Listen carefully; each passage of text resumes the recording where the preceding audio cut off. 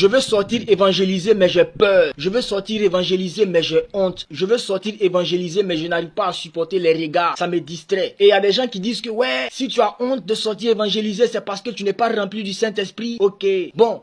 On ne discute pas. Mais ce que moi j'ai envie de dire, si c'est ta première fois, si depuis tu es chrétien, tu n'es jamais sorti évangéliser, soit dans ton quartier, dans la rue, et puis tu sens que tu as honte, tu as peur, laisse-moi te dire que d'une part c'est normal. Parce qu'avant tout, tu es un être humain. Le message que tu t'en vas apporter, c'est un message spirituel. Mais ceux qui vont t'écouter là, ils sont humains comme tu es humain. Tu t'en vas faire une œuvre spirituelle. Le Saint-Esprit va forcément jouer son rôle. Il va faire sa part. Toi aussi, tu as ta part. Maintenant, toi, ta part là, si c'est trop élevé pour toi, il faut maintenant mettre en place des techniques pour pouvoir gérer parce que c'est ta première fois. Est-ce que tu comprends? Je t'explique. Si c'est ta première fois de sortir pour aller évangéliser, tu sens que j'ai envie de sortir, mais j'ai honte. J'ai envie de sortir, mais j'ai peur. Il faut pas aller toi seul. Faut te faire accompagner par un frère ou bien par une sœur. Quand vous arrivez dehors, dis à la personne qui t'a accompagné là de lire le verset de base. C'est-à-dire que le verset de base sur lequel tu veux t'appuyer dessus pour prêcher là. Dis à la personne qui t'a accompagné de lire.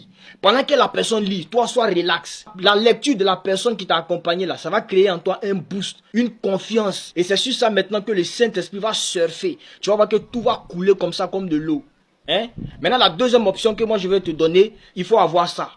Tu vois, il faut avoir des Scarface, il faut avoir des raies noires. Il faut avoir ça. C'est pas forcément obligé que ça soit noir comme ça. Mais en tout cas, il faut avoir quelque chose juste pour mettre sur tes yeux. Est-ce que tu vois? Et avec ça, tu commences. Après, tu vas voir que là, le mood va monter, tu vas t'en débarrasser tranquillement et puis tu vas continuer à prêcher. L'erreur que certaines personnes font, c'est que toi, tu es sorti pour aller prêcher l'évangile. Tu es dans les rues, tu es en train de proclamer la parole et une de tes connaissances passe.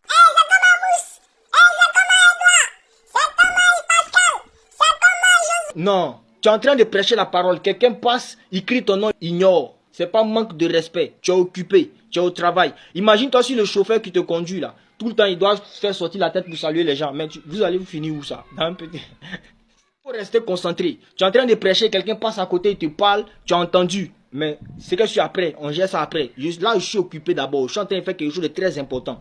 Maintenant, la dernière chose que tu dois faire, pendant que tu prêches dans ton cœur, Seigneur, soutiens-moi. Saint-Esprit, soutiens-moi. Saint-Esprit, soutiens-moi. Saint-Esprit, soutiens-moi. Quand tu prêches, évite tout contact. Si tu sais que tu es quelqu'un qui est facilement distrait par les regards des passants ou bien des inconnus ou bien même des connaissances, évite les regards, le contact visuel quand tu prêches. Tu prêches pas aux yeux des gens, tu prêches au cœur des gens. Donc si tu veux fermer tes yeux, on s'en fout. C'est que le message n'a qu'à rentrer dans les oreilles. Que Dieu te bénisse.